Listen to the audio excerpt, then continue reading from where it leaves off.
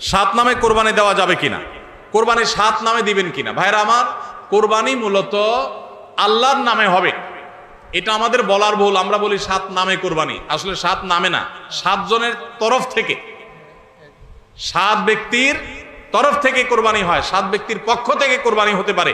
গরুতে, ওটে সর্বোচ্চ সাতটা ভাগ হতে পারে, সাতের নিচে হতে পারে, উপরে হতে পারে না। আবার ভগ্নাংশ হবে না, অর্থাৎ এক ভাগ দুইজনে মিলে নিলে হবে না। বুঝে আসছে কথা? তিন ভাগ হতে পারে, দুই ভাগ হতে পারে, সাত ভাগ সর্বোচ্চ হতে পারে। সাত ব্যক্তির পক্ষ থেকে কোরবানি যথেষ্ট হবে। গরু এবং ওটে, মহিষে, এগুলোতে যথেষ্ট হবে। পরিষ্কার নবী করিম সাল্লাল্লাহু আলাইহি ওয়াসাল্লামের হাদিস রয়েছে।